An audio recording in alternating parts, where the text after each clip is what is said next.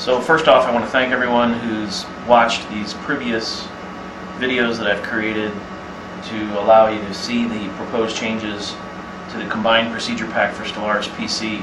Gotten a tremendous amount of great feedback, and want to thank everyone for their participation and their cooperation as we move forward with this improvement. What I'm trying to show here is what will hopefully be the final configuration of the dual infusion line combined procedure pack. This change would be implemented into all of the current SKUs for combined procedure in all three gauges, both with and without pressurized infusion. What I have here set up is a gravity feed pack.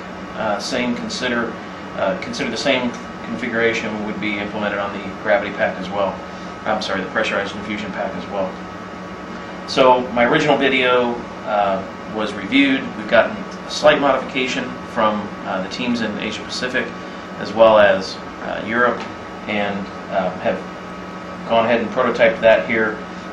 Rather slight compared to where we were before, but I'll run through the setup so you can see it from the beginning. So it's set up like a regular combined procedure case. We have, in this case, again, two stopcocks set up. The change has taken place where the second stopcock is now on the front end of the original posterior stopcock, and it would be a different color. In this case, it's a blue stopcock that would be used to switch irrigation infusion from posterior to anterior, anterior to posterior. So priming would take place as it currently does. You would set up the cassette, insert it in the machine. The pack would be shipped in its current configuration. We would select auto prime, thereby priming the posterior infusion line. Would also at that same time prime the auxiliary aspiration line as well as the vitrectomy aspiration line. I don't have those hooked up here just for clarity. But that initial auto prime would take place as it does today. You would then apply the second aspiration line to the phaco handpiece. You would already have connected this, again, 18 to 24 inch piece of tubing between the blue stopcock, and it would then attach to the phaco handpiece. After auto prime is completed, you change the stopcock on the blue stopcock, turning off posterior infusion, turning on anterior infusion. You would then do prime tune ultrasound.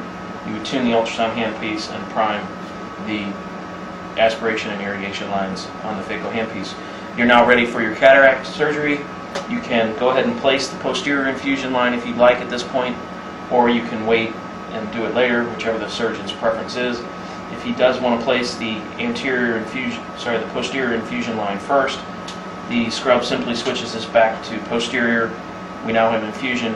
We place the posterior infusion into the posterior chamber. He's now ready for his cataract again. The scrub just simply switches this back, and now we're back to anterior infusion. Cataract is completed.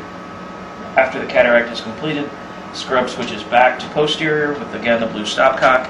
At this point, she can go ahead and remove this. Most likely won't need the posterior or the anterior handpiece anymore. At the same time, she can then connect a syringe in case they want to apply pressurized gas to the eye through this open end of the stopcock. If the need for this syringe is not there, then she can simply leave this connected and maintain a sterile field there on that new second stopcock.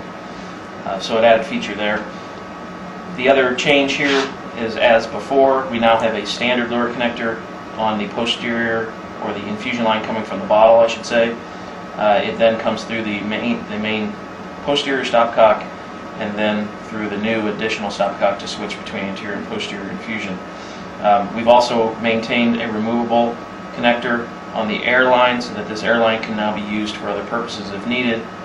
We could also then infuse gas through this open stopcock if wanted. I believe that this addresses all of the concerns that we have for the dual infusion line. Again, this is not intended to address the need for two individual bottle spikes. That would again be a separate SKU. Slight modification of where we were before. I think it addresses the concerns. We're planning to move forward with this configuration, again with all combined procedure SKUs. Again, I think it'll be a tremendous improvement and go a long way to satisfying customers' concerns for the combined procedure. I look forward to your feedback and support in moving forward with this change. Thanks again.